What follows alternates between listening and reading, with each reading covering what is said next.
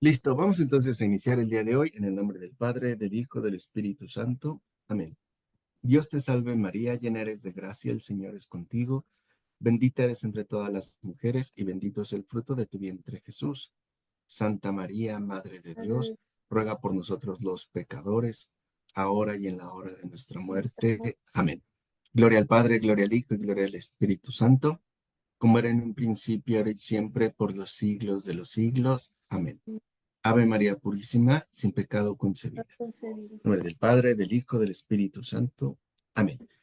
Bueno, habíamos visto cómo ya Teófilo de Antioquía, ¿no? Es el primero que va a discutir, digamos, la realidad histórica de la mitología griega y de la escritura. O sea, es el primero que va a insistir que las escrituras, tanto el Antiguo Testamento como los escritos, los evangelios y los demás escritos evangélicos, no son invenciones, sino que son realidades que nos transmiten hechos ocurridos y además transmitidos por medio de testigos. O sea, es, digamos, por así decirlo, San Teófilo de Antioquía es el primero que le va a dar peso histórico al cristianismo y en general a la revelación.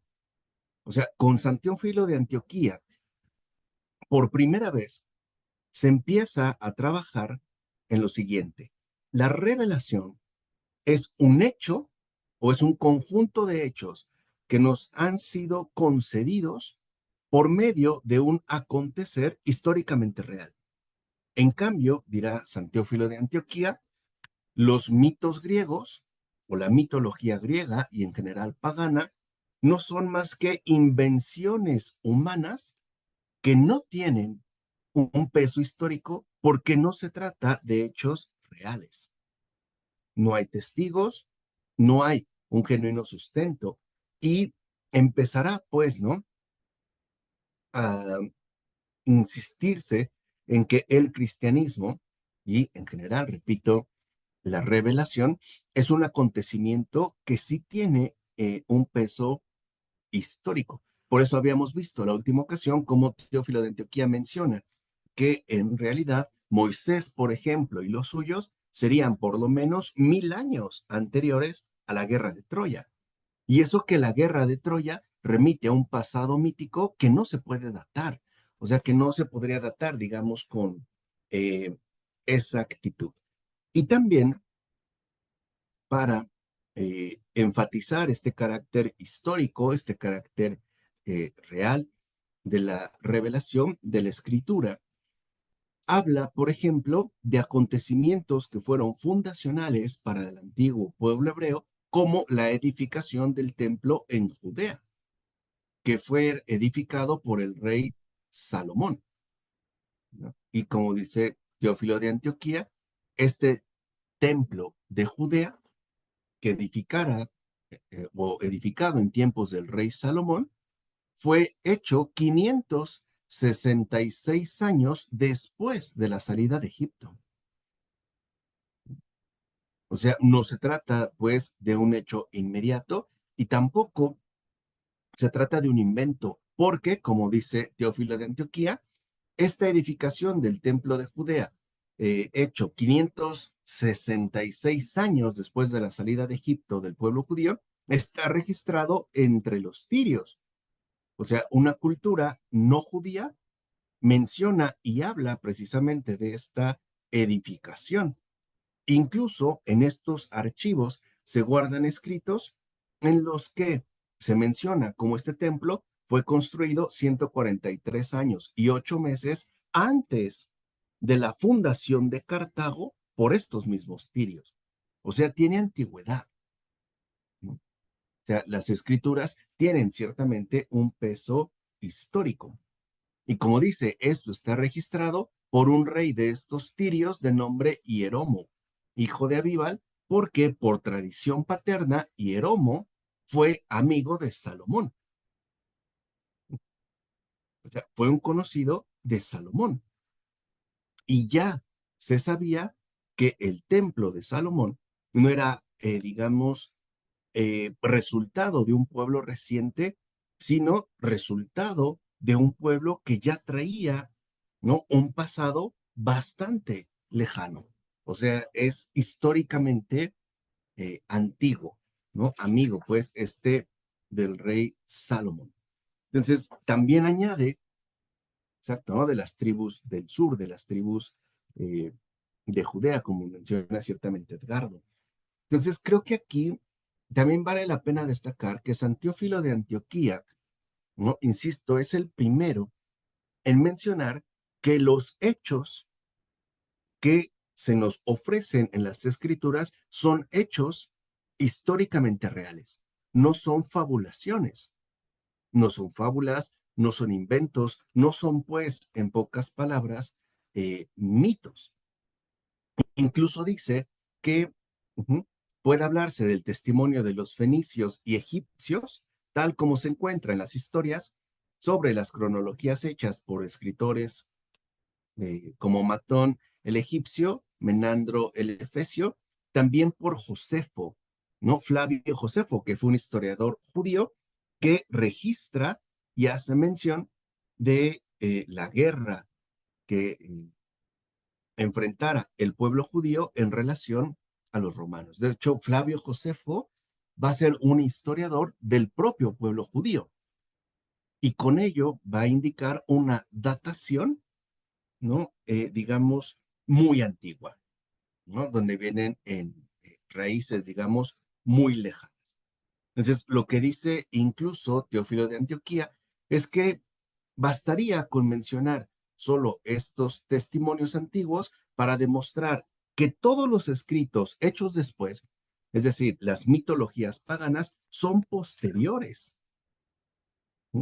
Y viene una idea muy fuerte de Teófilo de Antioquía, que en definitiva, los trazos de verdad o los elementos importantes que pueden encontrarse tanto en los poetas como en los filósofos griegos, en definitiva, no son más que rastros que se conservaron a partir precisamente de el registro dado por Moisés y también por los profetas que vinieron después. El último de estos profetas, dice Teófilo de Antioquía, fue Zacarías, quien estuvo presente durante el reinado de Darío, o sea, en tiempos, pues, de Alejandro Magno. Entonces, lo que vemos es que para Teófilo de Antioquía sí se puede datar una cronología histórica que le va a dar peso importante de antigüedad, ¿no? Y que además es una antigüedad históricamente real. Entonces, esto para Teófilo de Antioquía es tan importante que incluso él menciona que se puede hacer una demostración más exacta de las épocas y de los tiempos, con ayuda de Dios, de esta historia, ¿no? Que no solo sería la historia posterior al diluvio, sino incluso de la historia anterior al diluvio. O sea, literalmente, ¿no? Acontecimientos históricamente muy remotos. Y dice, y para ello podemos remontarnos al principio mismo de la creación del mundo. O sea, la creación del mundo para Teófilo de Antioquía es un hecho real, es un principio y es un principio históricamente fundamental. ¿Por qué? Porque recuerden que con la creación inicia el tiempo también. O sea, Dios no requiere del tiempo, es eternidad. La creación sí requiere tiempo. Por ejemplo, en el Génesis, cuando Dios crea los animales o las plantas y les dice crecer, multiplicaos, pues es algo que en efecto requiere, ¿no?, un tiempo de realización. Pero esto está dado, pues, ¿no?, a partir del principio mismo de la creación. O sea, con la misma creación inicia, en todo caso, el tiempo. Y para ello, Teófilo de Antioquía menciona el Génesis que asegura fue escrito por Moisés, que es una también de las tradiciones usuales, considerar que los 5 primeros libros del Antiguo Testamento, el llamado Pentateuco, fue escrito por Moisés, siervo de Dios. Entonces, para Teófilo de Antioquía, la creación misma es ya un hecho históricamente concreto.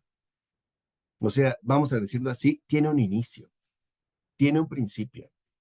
Con eso recuerden que se está oponiendo a la opinión pagana dominante de una materia preexistente, que un Dios solo forma, ¿no? Le da forma como una plastilina, un barro, una masa que va moldando.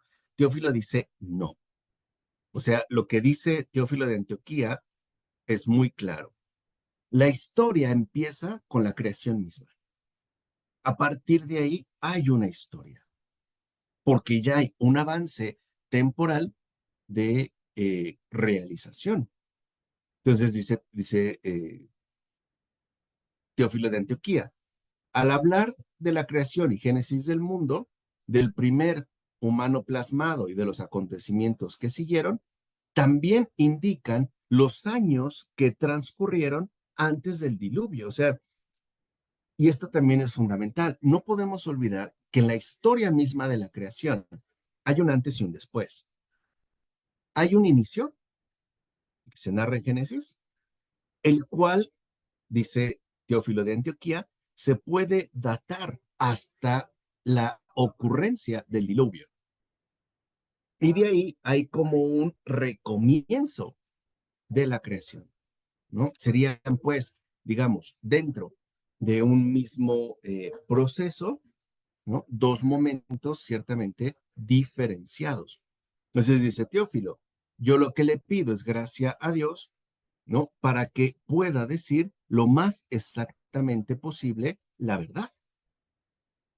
O sea, que Teófilo de Antioquía se encomienda a Dios para no ser presa de la invención o, en todo caso, no dejarse llevar por la especulación. Y esto también es algo importante para nosotros, porque como buenos herederos de lo moderno, solemos considerar que todo depende de nuestra propia capacidad especulativa, o sea, de la capacidad humana de entendimiento que nos ha sido concedido. Y Teófilo de Antioquía se da cuenta de que no es así, o sea, de que no se trata de especular, de que no se trata de hacer hipótesis, ¿no? Intelectualmente humanas, sino de poder acceder de la mejor manera posible o lo más exactamente posible a esta misma verdad. Entonces, lo que indica San Teófilo de Antioquía es que comenzará por el inicio de las genealogías registradas, o sea, desde la creación del ser humano en adelante.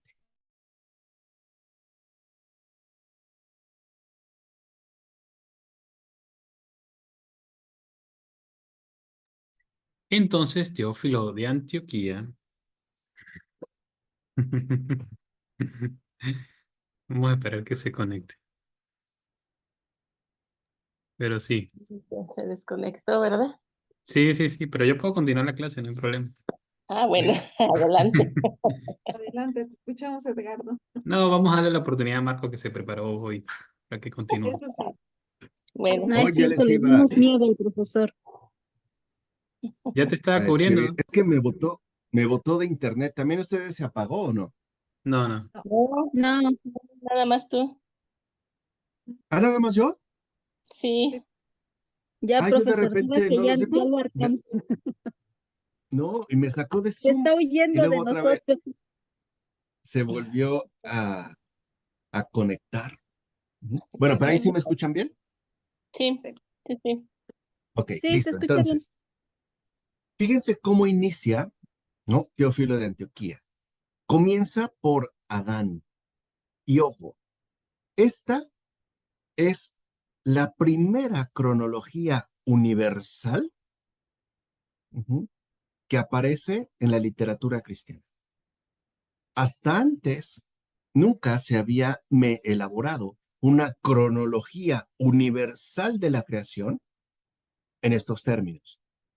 ¿Por qué? Porque vuelvo a insistir, para Teófilo de Antioquía, lo importante es mostrar que el cristianismo es una realidad genuina, es una realidad auténtica, es, en definitiva, una verdad histórica. Entonces, aquí es donde Teófilo de Antioquía empieza a llevar a cabo la cronología y dice, Adán, antes de tener hijos, vivió 230 años. Y esto aparece en Génesis. O sea, tampoco es una datación que se esté inventando Teófilo de Antioquía. O sea, Adán, antes de tener hijos, vivió 230 años. Su hijo Sed, 205 años. Su hijo Enos, 190 años. Su hijo Cainán, 170 años. Su hijo Maleleel, 165 años. Su hijo Jareta, 162 años. Su hijo Enoc, 165 años. Su hijo Matusala, 167. Su hijo Lamec, 188. De Lamec, es hijo Noé, el que engendra a Sem, siendo de 500 años. Entonces lo que dice es que es en los tiempos de Noé donde va a ocurrir el diluvio. Entonces, el total, siendo ya de 600 años, dice Teófilo de Antioquía, que el total de años transcurridos cronológicamente desde la creación de Adán hasta el diluvio fue de 2242 años. Digamos, en esta primera etapa. Dice Teófilo de Antioquía que incluso nosotros podemos datar. Inmediatamente después del diluvio, Sem, hijo de Noé, de 100 años, engendra a Arfaxad. Arfaxad, de 135, engendró a Sala. Sala engendra a los 130 años. Su hijo Eber, de quien la descendencia suya toma el nombre de Hebreos, engendra a los 134 años a su hijo Falej. Exacto, 2242. 2242 años. Dijimos Falej, ¿no? A los 130, a su hijo Ragau, a los 132. Su hijo Seruj, a los 130. Su hijo Nacor, a los 75. Su hijo Tarra, a los 70. Su hijo Abraham, patriarca nuestro, engendró a Isaac a los 100 años. O sea, hasta Abraham, entonces han pasado 3278 años. Hasta Abraham. 3278 años.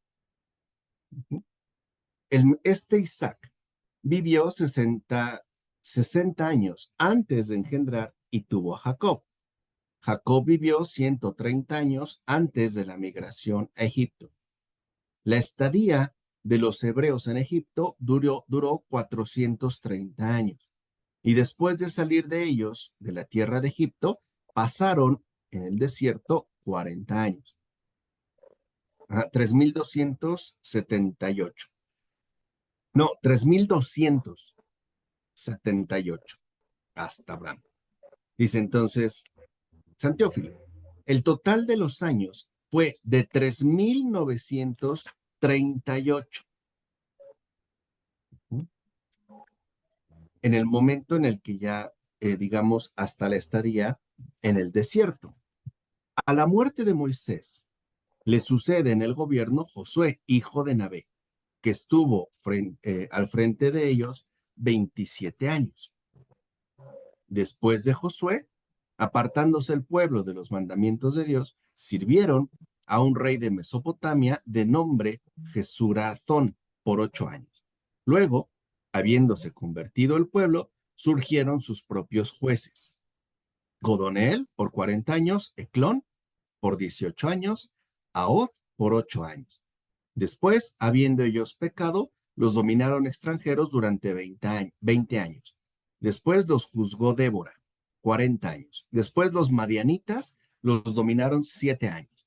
Luego Gedeón los juzga durante 40 años. Abimelech, 3 años. Tola, 23 años. Yair, 22 años. Después los dominaron filisteos y amonitas 18 años. Luego los juzgó Jefté 6 años, Esbón 7 años, Ailón 10 años, Abdón 8 años. Luego los dominaron extranjeros 40 años. Luego los juzgó Sansón 20 años. Después hubo paz durante 40. Luego los juzgó Samera 1 año, Elí 20 años, Samuel 12 años. Después de los jueces hubo entre ellos reyes. El primero de nombre Saúl, que va a reinar 20 años. Después David, nuestro antepasado, 40. El total de los años hasta David es de 498 años. Después de estos, Salomón edifica el templo de Jerusalén, según el designio de Dios, y va a reinar durante 40 años. Después de él, Roboam, 17 años, y después de él, Abías, 7. Después de él, Asa, 40. Después de él, Josafat, 25. Después Jorán, 8, y después Ocosías, 1 año. Después de él, Godoniel, 6, y después de él, Joás, 40. Después de él, Amasías, 39. Después de él, Osías, 52. Y después de él, Joabán, 16. Y después de él, Acaz, 17. Después de él, Ezequías, 29. Luego Manasés, 55. Después Amós, 2. Luego Josías, 31. Después Ocaz, 3 meses. Luego Joaquín, 11 años. Después el otro Joaquín, 3 meses y 10 días. Y después de él, Sedecías, 11 años. Después de estos reyes, como el pueblo permaneciera en sus pecados y no se convirtiera, según la profecía de Jeremías, subió hasta Judea un rey de Babilonia, de nombre Nabucodonosor, e hizo emigrar al pueblo de los judíos hasta Babilonia, y destruye el templo que había edificado Salomón. En la migración de Babilonia, el pueblo permaneció 70 años. El total de años hasta la estadía de Babilonia, entonces, es de 4,954 años, 6 meses y 10 días. Fíjense cómo lo va datando, ¿no? Ojo, a partir de Adán. Hasta el desierto, adicional hasta David, exactamente, ¿no? Hasta la estadía de Babilonia, 4,954 años, 6 meses y 10 días. O sea que con ello, lo que quiere mostrar Teófilo de Antioquía es que sí se puede hacer una datación precisa de los hechos ocurridos a partir de la creación de Adán. Es decir, la historia casi, ¿no? 4 horas 20 segundos. A partir de Adán comienza la historia y dice, y de la misma manera en que Dios predijo por el profeta Jeremías que el pueblo viviría cautivo en Babilonia, así también señaló de antemano que ellos volverían nuevamente a su tierra después de 70 años. Ciro llegó a ser rey de los persas y según la profecía de Jeremías, en el 2.º año de su reinado promulga un edicto por escrito para que todos los judíos que estaban en su reino regresen a su país y reedifiquen para Dios el templo que había destruido el rey de Babilonia. De acuerdo con ese mandato, el mandato de Dios, Ciro ordena a Sebesaro y a Mitrídates, sus propios guardaespaldas, devolver los vasos del templo de Judea que fueron tomados por Nabucodonosor y colocarlos en el templo. En el 2.º año de Ciro se cumplieron los 70 años predichos por Jeremías. Y dice Teófilo de Antioquía, en esto se ve que tanto, ¿no?, más antiguos y más verdaderos se muestran nuestros escritos sagrados frente a los escritos de los griegos e incluso frente a los escritos de los egipcios o de cualquier otro historiador.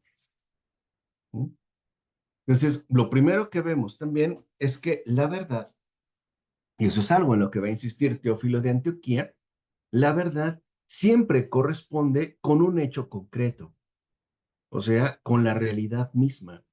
No es resultado de una invención, es resultado mismo de la creación.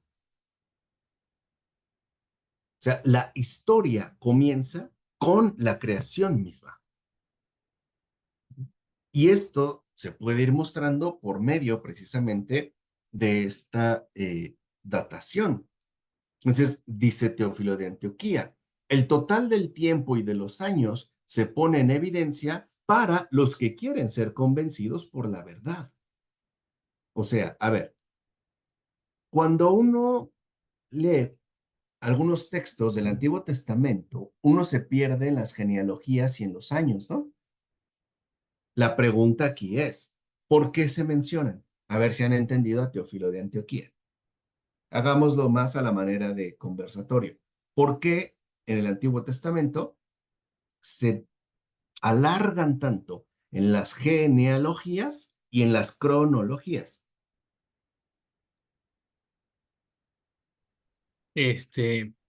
La verdad parece que ejercita la memoria y era un pueblo que valoraba, no sé, por inspiración divina, porque no hay otra forma de darle tanta importancia a guardar fechas, ¿no?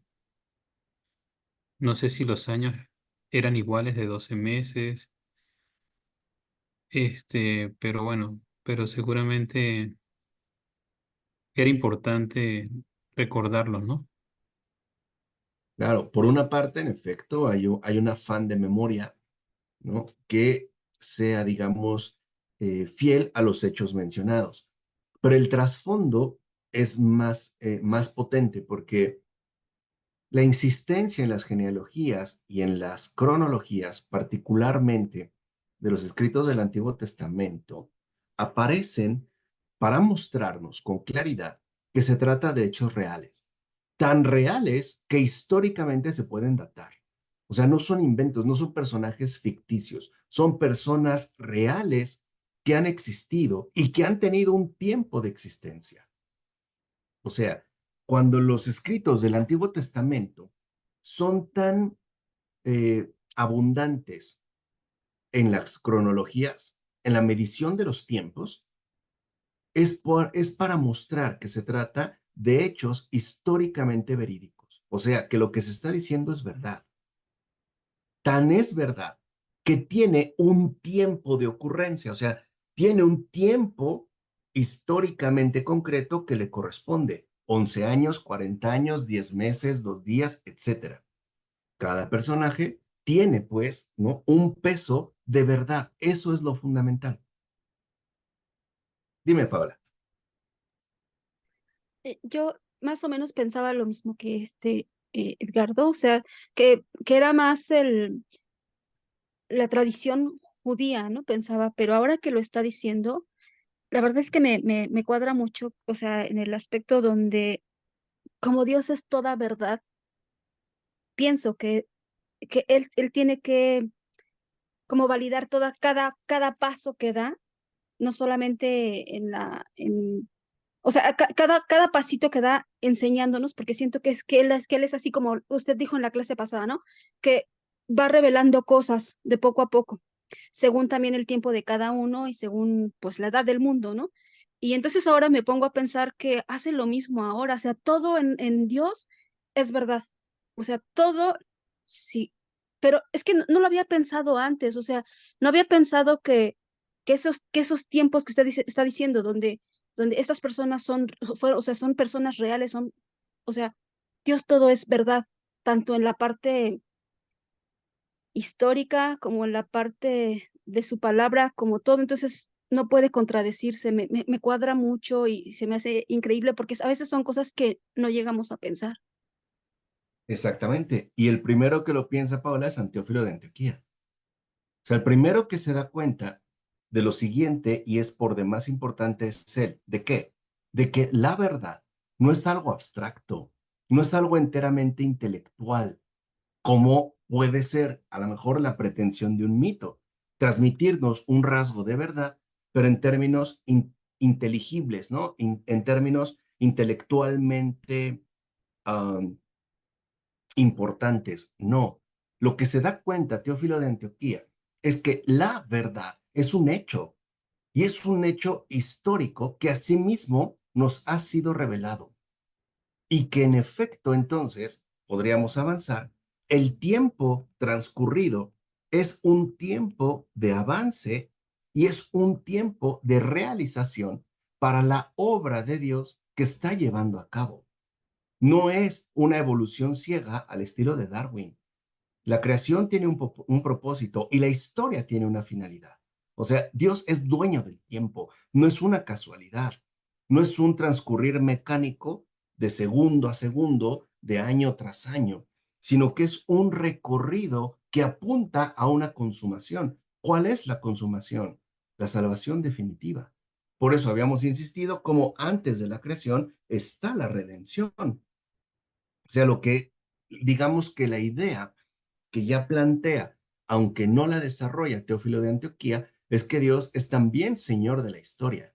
Y por eso la historia tiene una datación, tiene una cronología, o sea, eh, el tiempo está ordenado a la realización de la verdad. No es una abstracción, no es un tiempo mecánico, no es un tiempo vacío, ¿no? Es un medio, ciertamente, de realización.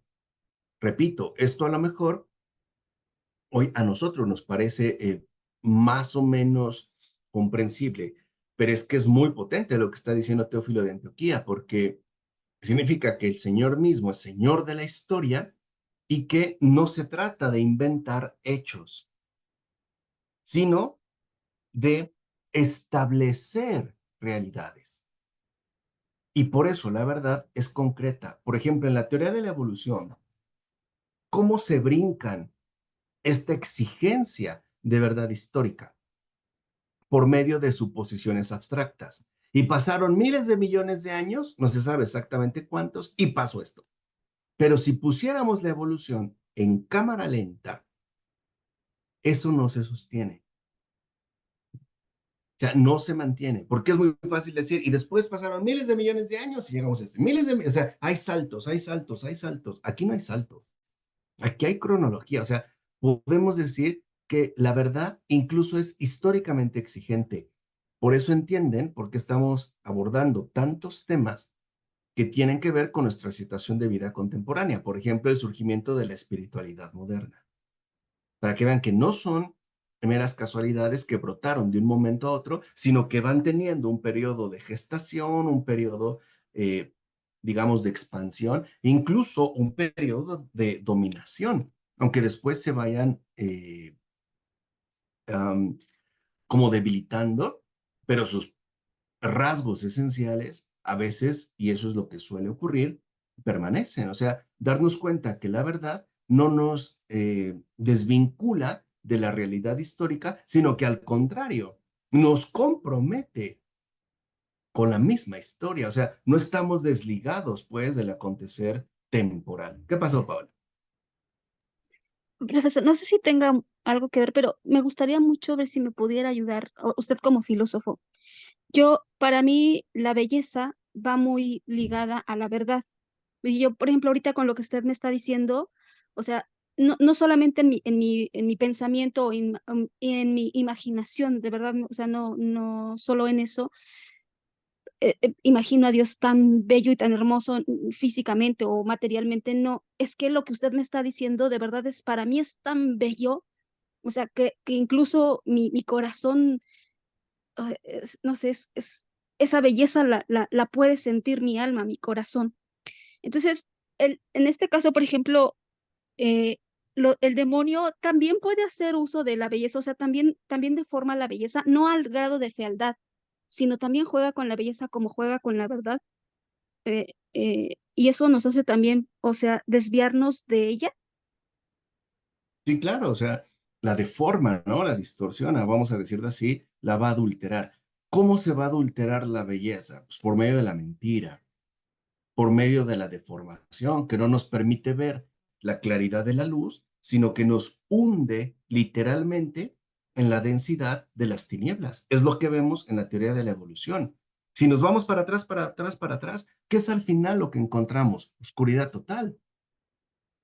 Un origen oscuro que es, digamos, incluso como imposible de describirse o de definirse con exactitud. Fue una sola célula, un uniorganismo, ¿de qué se trató? En cambio, por ejemplo, en el Génesis, la cosa está clara. Dios dijo, o sea, hay un principio claro, hay un comienzo evidente, ¿no? Que se va a ir, vamos a decirlo así, desplegando y que tiene además implicaciones muy importantes para nosotros en tanto discípulos de Cristo. La principal de estas implicaciones o de esta consecuencia que se deriva es el hecho de que nosotros estamos llamados a estar siempre comprometidos con los tiempos que nos corresponden. O sea, no podemos vivir de una manera desligada del propio acontecer que históricamente se está asumiendo. Eso fue lo que de hecho recordó y retomó el Concilio Vaticano II. O sea, en términos profundos, eso es lo que dijo. O sea, la fe o el seguimiento de Cristo y por ende la iglesia no puede vivir al margen de todo lo que acontece, porque la verdad, además, es un hecho encarnado, no es un hecho abstracto, no es una teoría, es una realidad concreta que nosotros ciertamente tenemos que asumir. O sea, no podemos vivir de una manera anacrónica. Por ejemplo, pensando que pues, mi salvación depende de mi situación interior de vida, como propone la modernidad, sino de un compromiso con los tiempos que efectivamente a mí me tocan. O sea, es un compromiso con la creación misma, con el universo mismo. Por eso el cristiano no puede vivir de una manera atemporal, no puede evadirse a verdades abstractas que lo desvinculan de un compromiso con el mundo. O sea, cuando el cristiano hace eso, entonces lo que termina es extraviándose en una abstracción rara que lo descarta por completo de su presencia en este mundo concreto. Entonces, por ejemplo, cuando nosotros queremos, como lo hemos hecho en este espacio de voz y palabra, hacer una especie de radiografía de los signos de los tiempos, lo que queremos ver es qué hay primero para que después podamos atender lo que nos corresponde llevar a cabo. Pero no puedo vivir al margen, porque eso de hecho no es cristiano. O sea, y esto al final, ¿dónde tiene su fundamento? Pues en la propia encarnación, o sea, en la propia obra divina del Señor. Cuando el Señor se encarna, se hace hombre, entra en el tiempo, entra en la historia y se compromete de lleno con el mundo en su propio acontecer. Encuentra, sabemos, ¿no? Un entorno, un ambiente de incredulidad, de rechazo, que no ha cambiado, o sea, que de fondo no ha cambiado, ¿no? Y esto, vuelvo a repetir, nos vuelve históricamente comprometidos, o sea, porque a veces es como muy fácil decir que nosotros aspiramos a la vida eterna y sabemos que la vida eterna no es una vida sin fin, o sea, la vida eterna es ser Dios con Él, eso es vida eterna, pero sabemos que para llegar a la eternidad pues, tenemos que cruzar la temporalidad, o sea, tenemos que hacerlo con tiempo. Si lo quieres ver así, lo tenemos que hacer en esta vida, lo tenemos que hacer en este mundo. No lo vamos ciertamente a poder brincar. Por eso es que hayan un acontecer que incluso en términos de medidas temporales, de cronología, se puede establecer. Y eso es lo que está mencionando Teófilo de Antioquía. O sea, hay una realidad establecida. Y por si esto fuera poco, dice, ¿no? Para que no se crea que solo podemos llegar hasta Ciro y que omitimos los tiempos que han seguido porque no tenemos la capacidad demostrativa, con la ayuda de Dios, ahora trataré, en la medida de mis posibilidades, de establecer el orden de los tiempos siguientes. O sea, sí se puede ver una continuidad, ¿no? Dada que nos vuelve históricamente concretos. Dice, después de reinar Ciro durante 38 años y de ser muerto por Tómiris en Masagesia, se da la Olimpiada 72. Desde entonces, los romanos se hicieron grandes, dándoles Dios la fuerza. Roma había sido fundada por Rómulo, hijo de Marte y de Ilia, según dicen las historias, en la Olimpiada 7. Muerto Ciro, como hemos dicho, en la Olimpiada 62, el tiempo desde la fundación de Roma es de 220 años. Entonces mandó sobre los romanos Tarquinio, apodado el Soberbio, el primero que desterró a algunos romanos, corrompió jóvenes, convirtió en eunucos a lugareños y también después de violar a muchas vírgenes, las daba en matrimonio. Él fue el primero que estableció, recuerden, Tarquinio, que si alguien lo saludaba, ¿no? Fuera otro el que le respondiera el saludo. O sea, esa es una costumbre humana. Reinó 25 años. Después de él vinieron los cónsules anuales, tribunos y ediles durante 453 años, cuyos nombres sería largo y superfluo además consignar. Después gobernaron los llamados emperadores. El primero, Cayo Julio, que reinó 3 años, 4 meses, 6 días. Después Augusto, 56 años, 4 meses y 1 día. Tiberio, 22 años, 6 meses, 26 días. Después otro Cayo, 3 años, 10 meses, 7 días. Claudio, 13 años, 8 meses y 20 días. Nerón, 13 años, 7 meses y 27 días. Galba, 7 meses y 6 días. Otón, 3 meses y 5 días. Vitelio, 8 meses y 2 días. Vespasiano, 9 años, 11 meses y 22 días. Tito, 2 años, 2 meses y 20 días. Domiciano, 15 años y 5 días. Nerva, 1 año, 4 meses, 10 días. Trajano, 19 años, 6 meses, 14 días. Adriano, 20 años, 10 meses y 28 días. Antonino, 22 años, 7 meses y 26 días. Vero, 19 años y 10 días. El tiempo de los Césares, entonces, hasta la muerte del emperador Vero, es de 225 años. A modo, dice Teófilo de Antioquía, a modo de recapitulación, el tiempo total desde la constitución del mundo resulta del siguiente modo.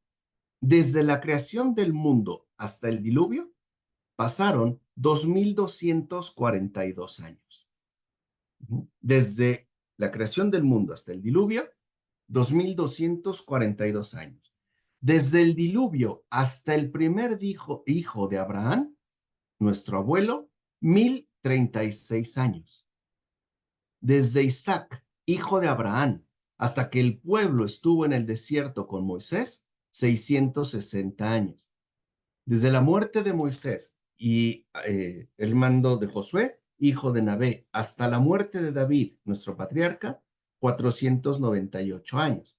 Desde la muerte de David y reino de Salomón hasta el establecimiento del pueblo en tierra de Babilonia, 518 años, 6 meses, 10 días. Desde el gobierno de Ciro hasta la muerte del emperador Aurelio Vero, 741 años. O sea, que el total de años desde la creación del mundo es de 5,695 años, con los meses y días intermedios. O sea, hay una datación. O sea, y con esta, digamos, demostración cronológica que hace Teófilo de Antioquía, muestra, en primer lugar, repito, que la verdad es un hecho histórico, es un hecho concreto, es una realidad. Y lo que es más importante de todo, que la antigüedad de los escritos proféticos y por ende, ¿no? La divinidad de las palabras que nos han sido concedidas es enorme, porque no es reciente, no son míticas, no son falsas, sino que son antiguas y verdaderas. Aquí es donde entra otro aspecto fundamental. En estos tiempos, todavía se consideraba que un criterio indiscutible de legitimidad y relevancia era la antigüedad atribuida a los hechos mismos.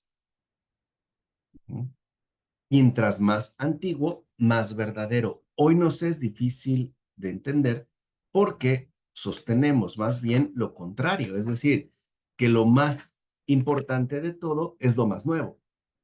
Es la última novedad, cuando antes no se tenía así. Entonces, dice incluso Teófilo de Antioquía, con lo dicho por nosotros sobre estos tiempos, también concuerda Veroso, que cultivó la filosofía entre caldeos e informó a los griegos sobre esta literatura caldea y dijo algunas cosas consecuentes con Moisés. Por ejemplo, acerca del diluvio y sobre otros muchos acontecimientos. Entonces termina diciendo Teófilo de Antioquía, los griegos no conocen la historia de la verdad. La verdad tiene una historia. Dice, no la conocen y por eso precisamente no la recuerdan. No conocen la historia de la verdad y por eso precisamente no la recuerdan.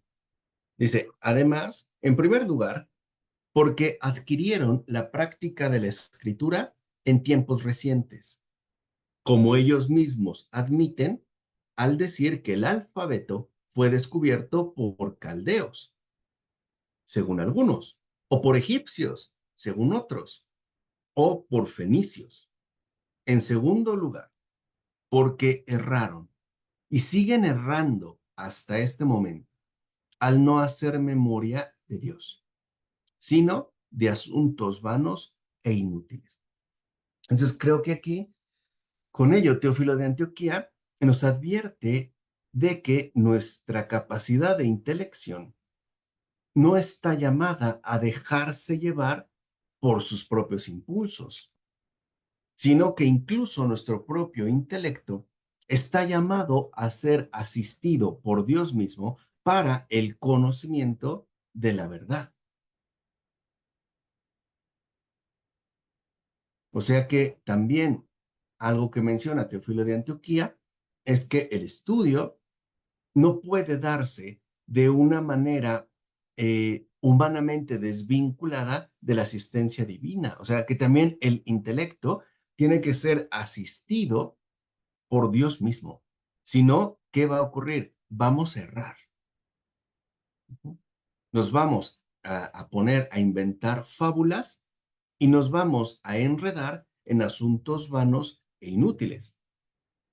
Y dice Teófilo de Antioquía, y por si esto fuera poco, todavía establecen premios y honores para quienes ofenden melodiosamente a Dios, o sea, por medio de sus cantos y sus recitales. Mientras que a los que se esfuerzan por la virtud y llevan una vida recta, a unos los apedrean y a otros los matan. Y hasta hoy todavía los atormentan cruelmente. Por eso ellos perdieron la sabiduría de Dios y no encontraron la verdad. O sea, vuelve a insistir Teófilo de Antioquía en un tema importante. Cuando nosotros queremos acceder a la verdad, primero tenemos que pedir la asistencia de Dios. Segundo, no basta con un ejercicio intelectualmente dado. También es muy importante la corrección de nuestras propias formas de vida. O sea que sabiduría intelectual y vida honrada son inseparables. Una vida, pues, basada en malas costumbres, arruina el intelecto. Lo teórico y lo práctico tienen que estar ciertamente conjugados. Entonces, lo que dice Teófilo de Antioquía es claro, los griegos se les concedió un don de inteligencia particular, pero lo echaron a perder, uno, porque no aceptaron la asistencia de Dios, se dejaron llevar por sus propias fabulaciones, y segundo, tampoco pusieron freno a sus malas inclinaciones, o sea, a sus malas costumbres, cuyos ejemplos ya había mencionado algunos Teófilo de Antioquía. Entonces vemos cómo el compromiso con la verdad no solo es pues un compromiso teórico, sino que también es un compromiso práctico. Por eso en su momento, pocos años después, aparecerá un San Clemente de Alejandría con un texto titulado El Pedagogo, donde dice que Dios primero nos llama, después nos educa y finalmente nos enseña. O sea, primero nos convoca, nos llama, nos invita a la conversión, después nos educa. O sea, la educación es la sanación profunda del alma enferma. Recuerden que San Clemente de Alejandría es el que llamaba a Cristo el santo médico del alma enferma. Es el que nos cura el alma. Una vez que hemos experimentado la sanación del alma, ¿no? Por obra de Cristo, estamos en condiciones de acceder a las enseñanzas, o sea, al crecimiento intelectual. Pero eso es después. De hecho, eso es lo último. O sea, de nada te sirve que tengas un intelecto humanamente potente si tienes un alma humanamente enferma. O sea, si primero tu alma no está curada por Cristo, no puedes tener un intelecto realmente orientado a la verdad. Entonces termina diciéndole autólico. Así pues, si tú lo quieres, lee estas cosas con calma, con detenimiento, y entonces tendrás una guía y una prenda de la verdad. Así termina su escrito autólico. Es decir, es una invitación, es decir, ahí está. Ahí está ciertamente lo que se te ofrece. Léelo con detenimiento, con calma. Y si tú lo quieres, pues ahí tienes una prenda de la verdad. ¿Para qué? Para que no sigas cautivo de fabulaciones humanas que en definitiva lo único que van a hacer es llevarte al extravío. Así termina este escrito de Teófilo de Antioquía, ¿no? Que nos recuerda nuevamente que si nosotros queremos estar intelectualmente sanos, pues primero tenemos que estar igualmente sanos del alma. O sea, tenemos que haber sanado las enfermedades interiores que a todos nos aquejan de una manera u otra. Y que muchas veces estas enfermedades están arraigadas en costumbres establecidas. Y no porque algo sea costumbre significa que está bien. Tiene que darse una reforma profunda de las costumbres. Entonces, con Teófilo de Antioquía aprendemos a reconocer la verdad como algo también históricamente genuino, no como algo abstracto ni desligado de nuestro propio acontecer. Y también aprendemos de qué manera podemos incurrir o caer en algún tipo de extravío cuando no estamos dispuestos a sanar el propio corazón. O sea, el intelecto no basta. Y esto no es difícil de mostrar. Por ejemplo, es por lo menos de cierta manera claro que un Platón o un Aristóteles tenían un intelecto muy potente. Es verdad. Pero ¿por qué no llegaron a la verdad? Porque no tenían el alma curada por Dios mismo. Por eso no llegan. O sea, tienen atisbos, pero en definitiva no acceden. Por ejemplo, ningún filósofo dijo ni se le hubiera ocurrido que Dios es trino y uno, por ejemplo. ¿No? Que Dios se hizo hombre y que Dios iba a venir a salvarnos. No forma parte, pues, de esta capacidad. Entonces les digo, en el caso de Teófilo de Antioquía, no hay como desarrollos muy potentes, pero hay bases que nos van a permitir, ¿no? Seguir adelante de más y mejor manera. Por ejemplo, la importancia que tiene la realidad histórica para la propia comprensión de la verdad. O sea, entender que es una verdad encarnada, una verdad genuina, ¿no? Y segundo, también comprender cómo a veces nos dejamos cautivar por planteamientos que intelectualmente pueden ser seductores, pero que provienen al final, como yo les comenté, de un alma enferma. ¿De acuerdo?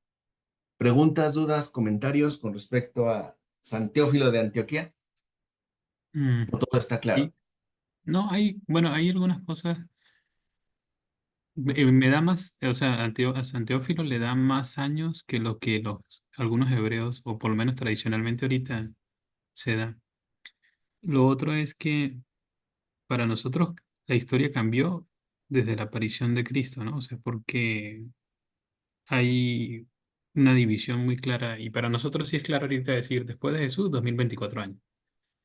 Para ellos probablemente era claro en ese momento acercarse a los 6000 años que están más o menos sacando la cuenta. Eso por un lado. Y entonces, si Jesús entró en la historia, eso también cambia la visión de cómo se deben ver las cosas. O sea, hacer un énfasis más en lo reciente y no ir tanto hacia atrás, aunque siempre es importante igual regresar.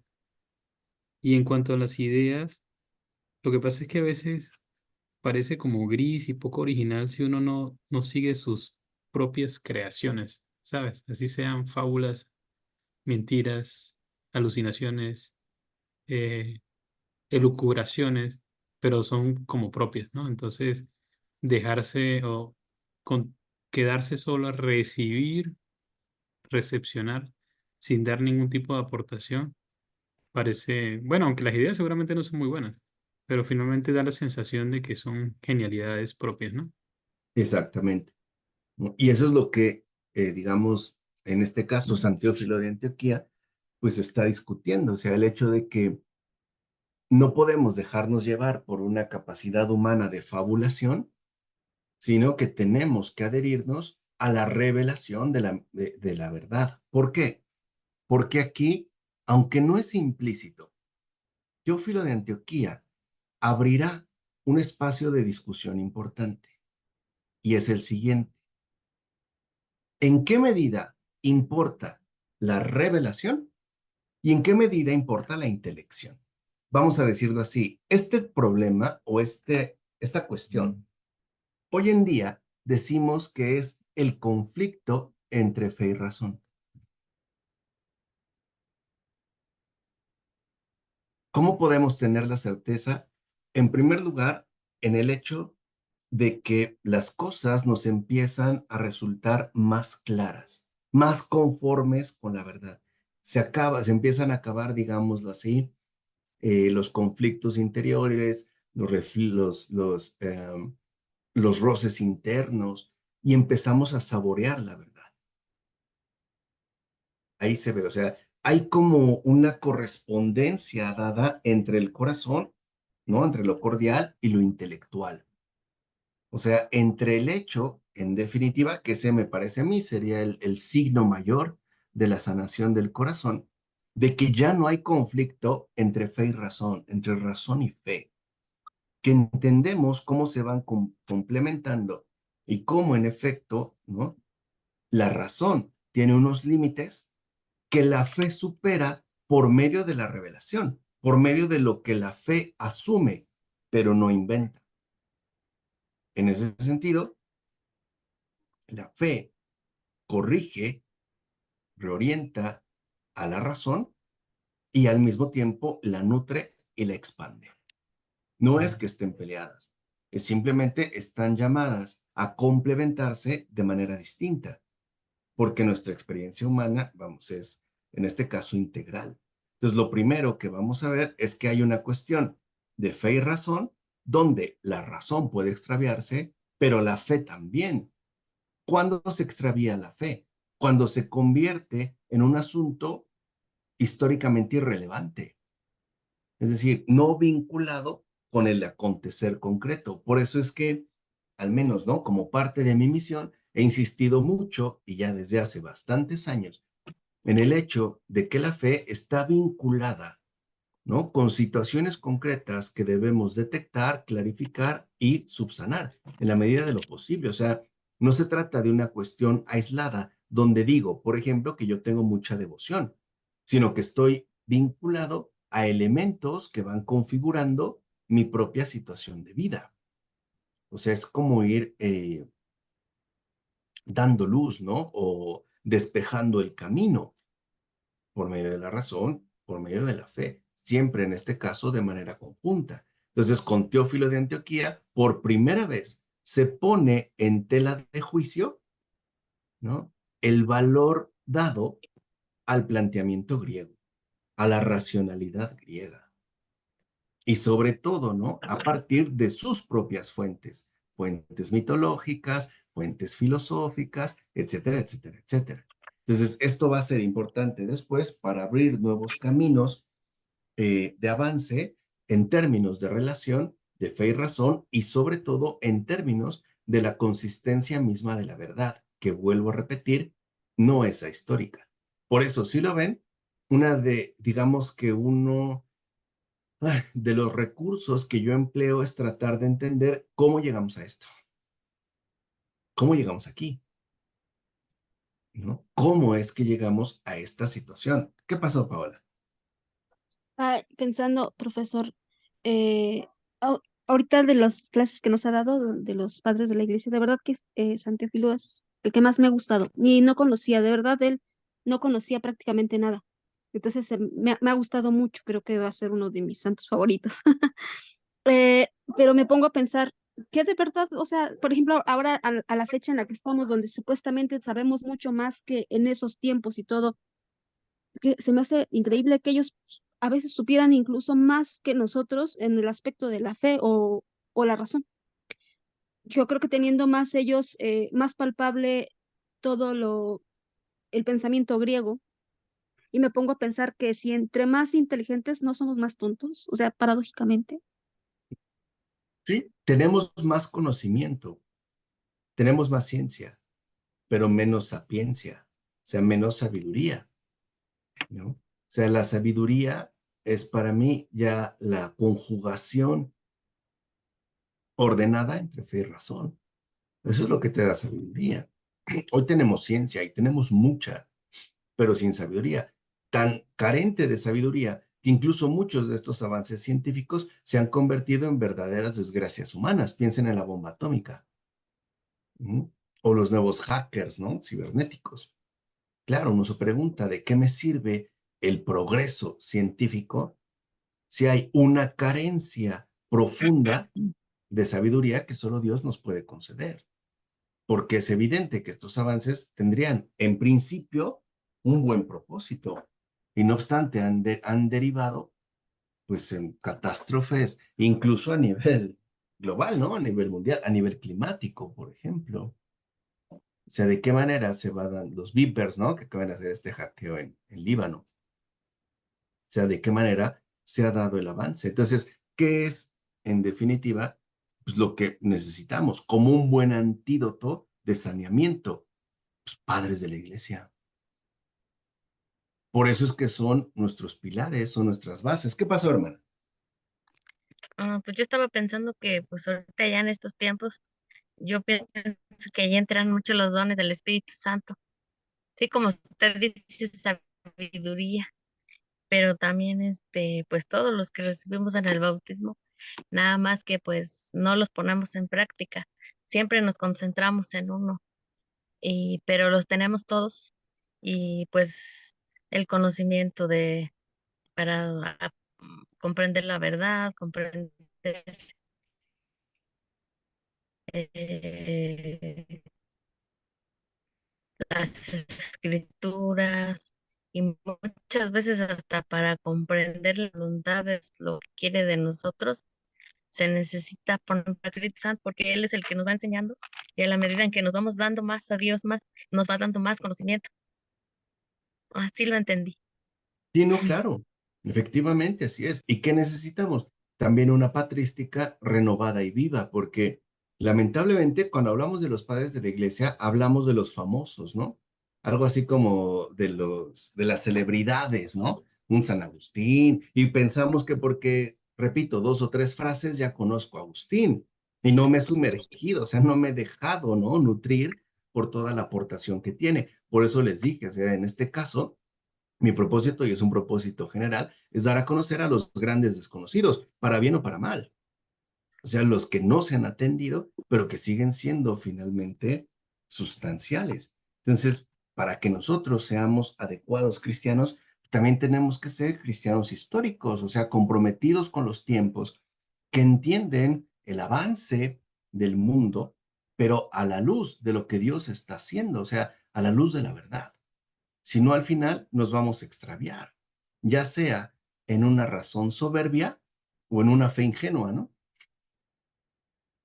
Y nunca se nos ha invitado a algo así, sino a un compromiso total. Bueno, pues pidámosle a Teófilo de Antioquía que interceda por nosotros para que se remedien también todas nuestras necesidades materiales y espirituales, y en particular para que seamos abiertos a esa riqueza que nos ofrece la revelación y que estemos dispuestos a dejarnos guiar por la verdad, por una verdad históricamente concreta, por una verdad históricamente real. ¿De acuerdo?